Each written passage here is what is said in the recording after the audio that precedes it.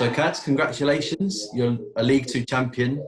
You're the first town player to do that twice, to be a league champion twice. Sort of sum up the emotions for yourself. Yeah, listen, as a footballer, you want to be remembered for something. You want to leave your mark on your career, and to win one league title is obviously great. There's not a lot of players that manage to do that, but to win two is with the same club, and as you said, making history. Honestly, the emotions extremely high.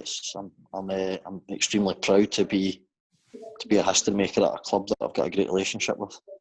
Yeah, I mean, you talked about the the first time around. It's sort of well documented how sort of crazy that era was just because of Paolo Di Canio's management. Yeah. The set of players that you had. How do you sort of compare the two sides? Are they sort of chalk and cheese, or are there similarities between the two? Listen, Ben, I'm all for the moment. I'm all for living on current times, and I've got no doubt in my mind that if this season continued as normal, then we would have won the league. In my opinion, we're the best team in the league.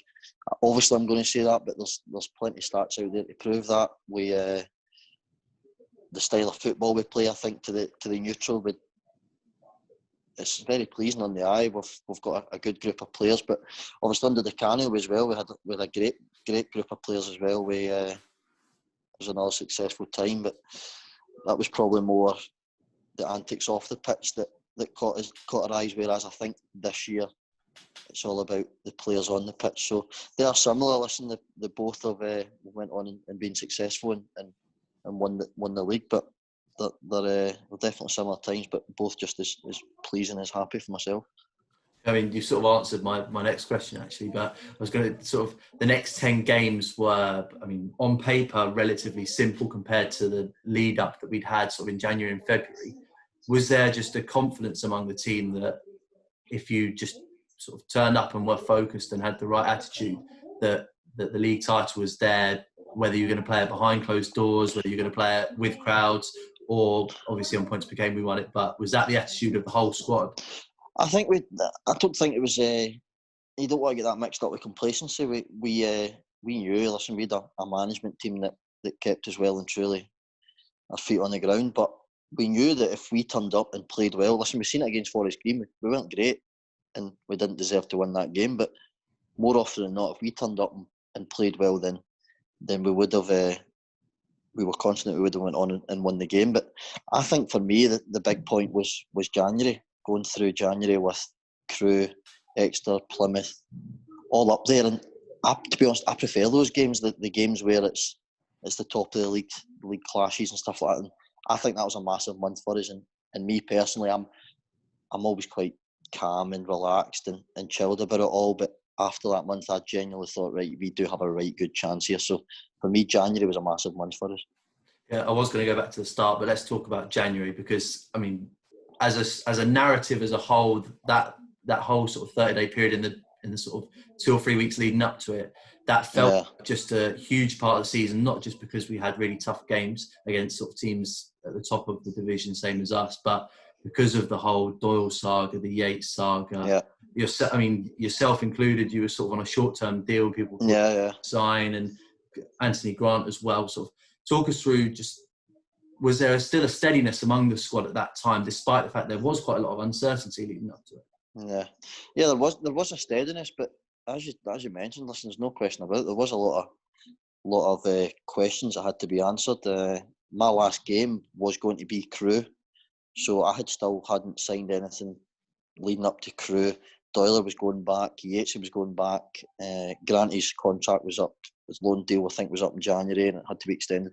So there was a lot of questions still to be answered, but I think the management got to take a lot of credit to keeping everybody's feet on the ground. And I think, if you remember rightly, we come in against Crewe and I get into the stadium, I was quite early, into the stadium at 12:30, 1 o'clock, and the manager had pulled me and said, I need you to do me a favour, I need you to play centre half today. So it's just things like that, and you just knew if you can get over those hurdles and we went on to win the game, you just thought, it's just meant to be. We've managed to come over these hurdles and get the points that we need. And then obviously Doyle coming back was a big lift for us against Exeter, coming out, a massive crowd. And it was a great month for us. It was something I think we really needed.